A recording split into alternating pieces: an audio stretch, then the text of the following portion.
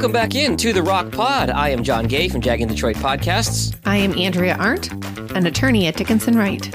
And I'm Trish Caruth, third-generation jeweler and owner of Your Personal Jeweler. So we've had some great feedback on the podcast, but one of the questions we've gotten from a few listeners is, you've had some great guests on the show, but we'd like to know the four of you a little bit better. So you may have only heard 3 intros, and that is because one of our co-hosts is our featured guest today, and that is Lisa Bibbee from Keller Williams Advantage. Welcome, Lisa. Thank you, guys. It's a little interesting sitting in the hot seat today. Well, take whatever you need to relax, pour yourself a cocktail. We're not going to grill you too hard, but tell us a little bit about yourself, Lisa. Yeah, so I am from Michigan, and I have been in the real estate business most of my life. My parents were both realtors, and now I am licensed. And I've lived all over the country, from Michigan to Colorado to California. So in a nutshell, I guess I had a lot of really great experiences around the country. I think it's awesome that you have such great perspective from having lived in so many different places. And we're recording this on January 11th. And as 2021 ended and 2022 started, all kinds of crazy headlines all around the world of real estate. As we sit here today, Lisa, what's your opinion of the current market and where we're going to be heading in 2022? You know, I love this question, mainly because it's a very loaded question. Everybody wants to know how the market is.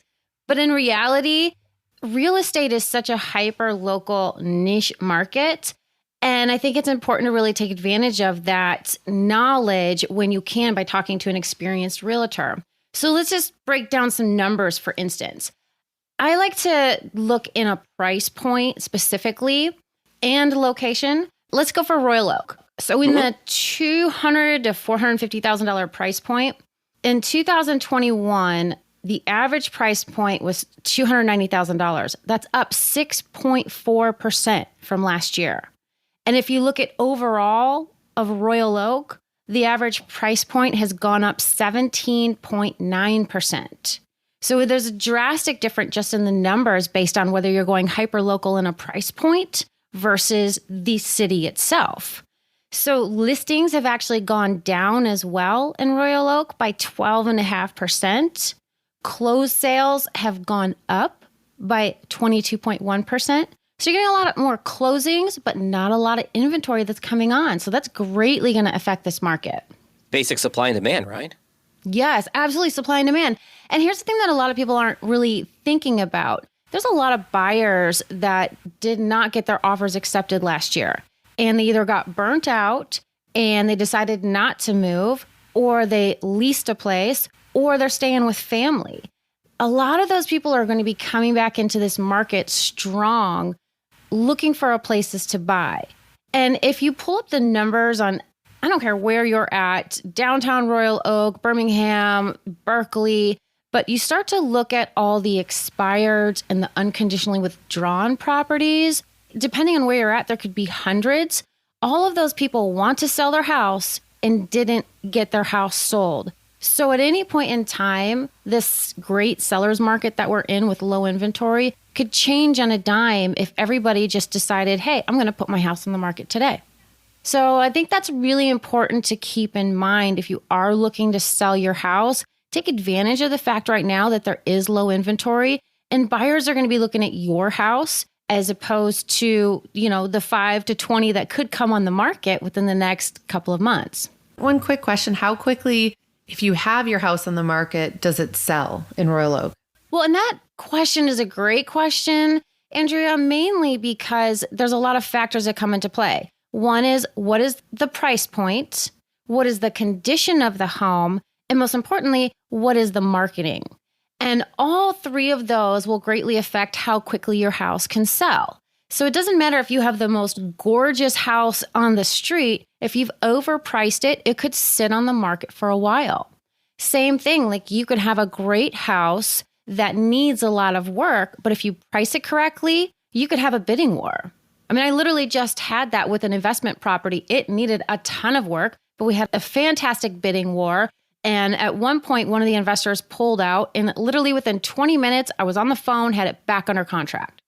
So it just really depends on the condition of the house, the price point, and what kind of marketing you have. So basically, they need to hire you to sell it. Yeah, basically. That would be a great start. So, Lisa, when is the best time to sell? When is the best time to sell? Honestly, right now. There's no better time than right now. As we just talked about, there's so few listings out there. So you can take advantage of selling your house for top dollar with very little competition. Now, here's another caveat that a lot of people don't know. You can negotiate in what's called occupancy. So let's say today we sell your house and we're going to close on it, average about 30 days, okay? Most sellers right now are scared because they think, how in the world am I going to find a house within 30 days?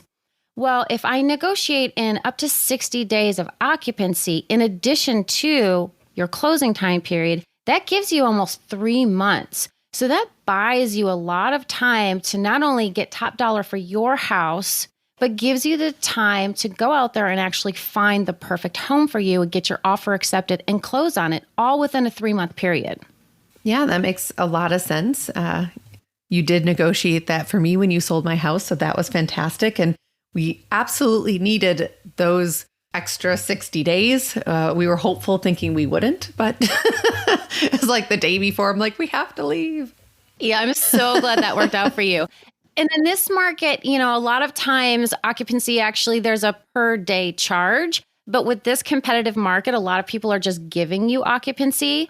But even if there is a per day charge, a lot of times people get a little bit scared of that. Well, if I got 60 days of occupancy, you know, at a per day rate, they don't realize they don't have to use it if they don't need it. So maybe they go out the next week, they find a house and they close in 30 days. They're only paying that per rate per day that they're in the house. There's a lot of advantages for this, you know, mostly the fact that you can capitalize on the fact that people aren't charging you for that occupancy. Okay, so you mentioned that it's such a great time to sell, but you also mentioned that the prices for selling are a lot higher. Might be due to the low inventory, maybe the increased inflation rates. I mean, it's nearly 7% right now. So why would someone want to buy a house with these now inflated prices?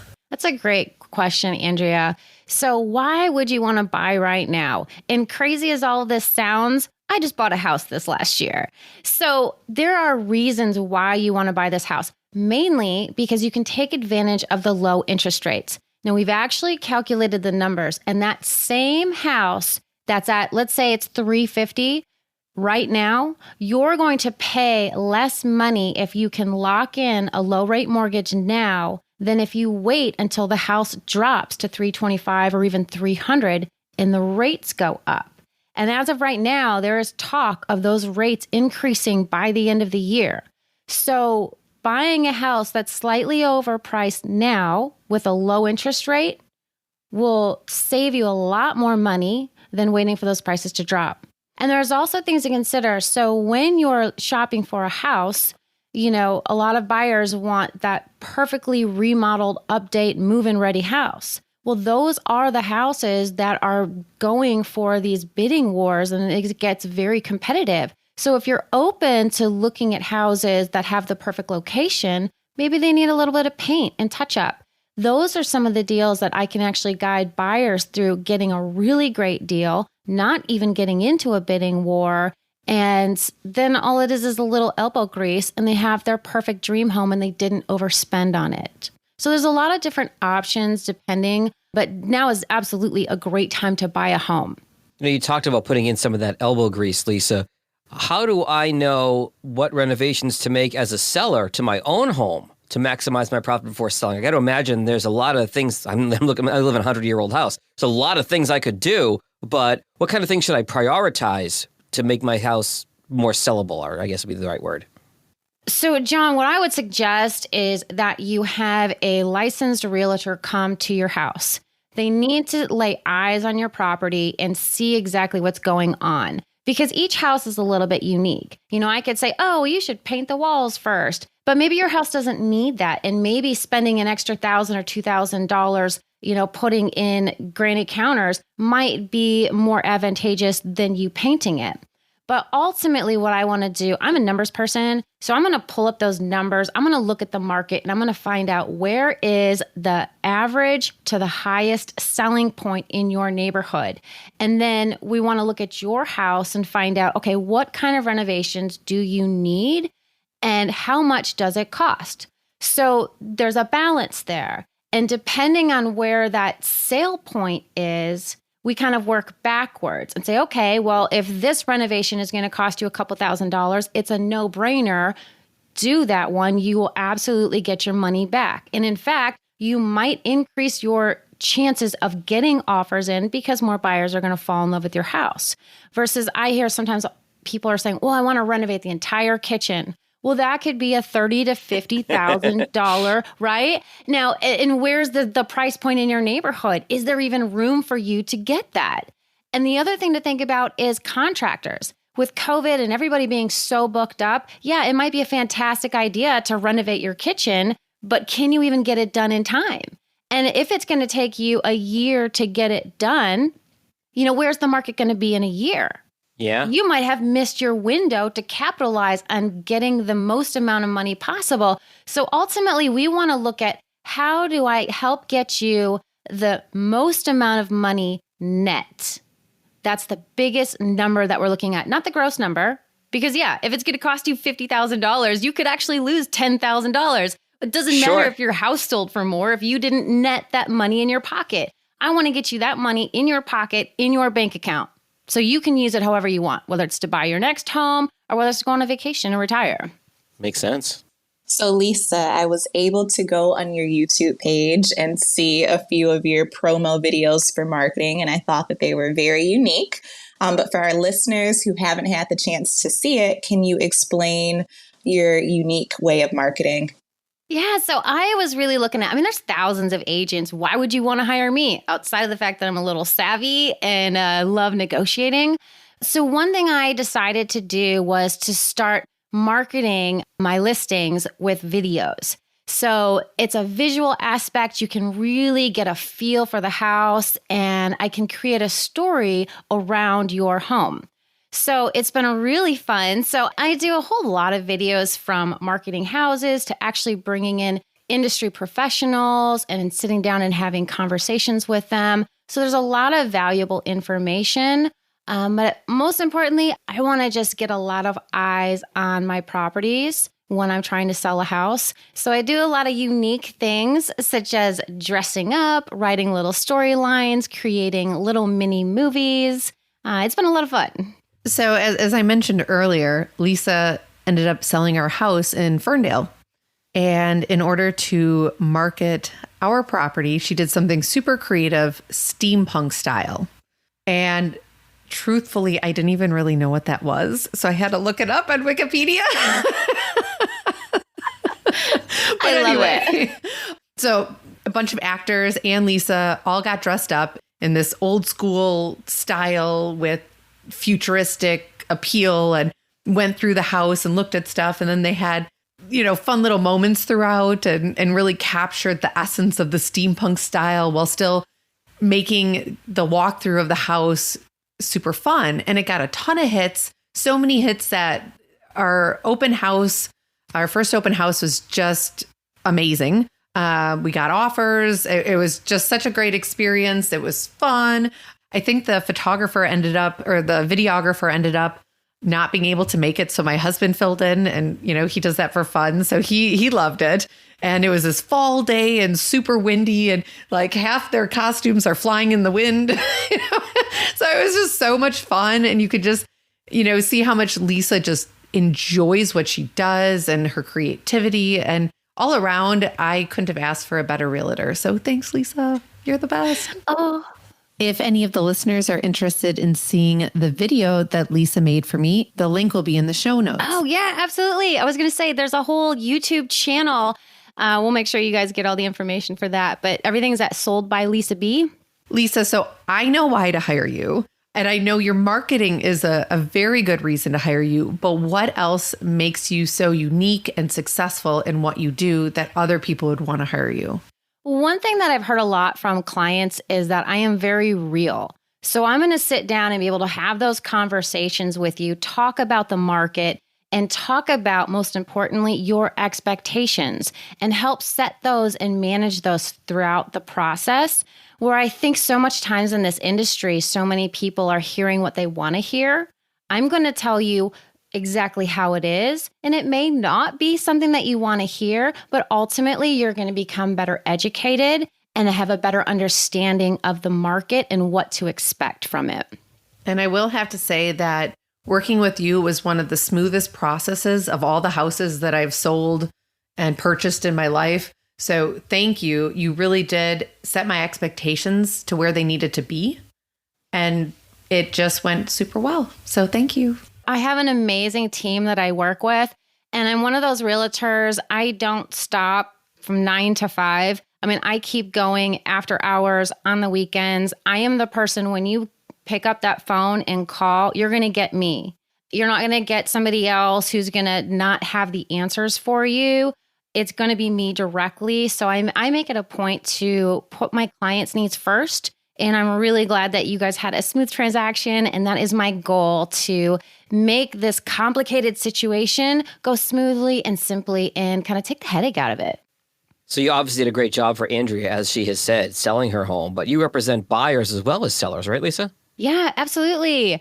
And it's been an absolutely amazing year. I mean, I am hearing all around that most buyers working with their agents are writing anywhere from 10 to 15 offers before getting their offer accepted or before giving up completely. And I've had such an amazing year. Mainly, I think it's due to sitting down and having those tough conversations up ahead and really educating people about the market and really having them take a hard look at their finances so that when my clients are writing their offers, they have all, outside of 2, all gotten accepted the first time. Wow. That's unheard of in this past year. And honestly, one of the clients that didn't get their offer accepted, I was advising them the whole way. And the point where they finally started listening and saying, okay, we're actually going to do this, they got their offer accepted. So it's a really great way to help educate people. And I have a lot of kind of tricks up my sleeve, I would say, and ways to help get offers accepted. So I sit down and I coach my buyers through that process and help guide them. And most importantly, we need to take a look at their finances, because I never want to push somebody past their financial comfort zone. That's not what buying a house is about. But there are ways to get a house and get your offer accepted and make sure that you're still within your financial comfort zone. So Lisa, you mentioned earlier that you are from all over and you travel a lot. But when it comes to real estate, what specific areas do you cover? Thanks, Trish. Yeah, I have traveled all over. Right now, currently, I focus my business in Michigan. I'm licensed in the state of Michigan. I do a lot of work down in the southeast part of Michigan. So I go as far as to Lake St. Clair, as far west as Lansing. I cover a very broad territory. And then recently, we bought a house up north and I'm expanding into that territory as well. So I really love working with people who are interested in either moving full time or getting a vacation rental, Airbnb, things like that. But at this point in time, I can cover the entire state of Michigan. So if you guys are interested in looking for a place to live, or if you have a house to sell, hit me up and I can help you guys get the maximum amount of money for your house. Well, that is pretty impressive. And I know with your job, you put all your effort in, but I think the audience needs to know a little bit more about what you do outside of work. So how do you unwind when you're not selling real estate? So I'm really big into photography and anything outdoors. I love gardening. And in fact, I recently started a Gardeners for Life group, and we're giving all kinds of really great information about gardening tips, recipes, really fun stuff like that. And recently I've been getting into ice fishing. So Lisa, did you hear about that story that happened recently in Wisconsin where there was a bunch of fishermen fishing, ice fishing, and I think a barge went through and dislodged an entire iceberg, and there was all these fishermen just floating in the middle of Lake Michigan. I think they made it about 3/4 of a mile from shore, and had to be rescued, I think, by a helicopter. I did not hear, and I can't wait to Google. Oh my gosh. Well, so what people don't realize is, even when you're looking out at these ice fishermen, you see maybe 5 or 20 ice shanties. Well, around each of those shanties, inside of the shanty, we drill 4 holes, sometimes 5 holes. And then there's usually a perimeter outside and around that you're drilling more holes, and they put what are called tip-ups. So these little tip-ups have a line and a little flag, and the flag pops up when you catch a fish. So when you see, let's just say 5 shanties out there could easily be 40 holes drilled all around that area, if not more. So I could easily see how if you got a bunch of fishermen and they drilled a bunch of holes, that whole chunk of ice just goes crack and, shifts off. But I don't know. I think that would be really thrilling and exciting to get rescued by a helicopter and floating on a piece of ice. As for me, I'm going to stay on dry land. Thank you very much.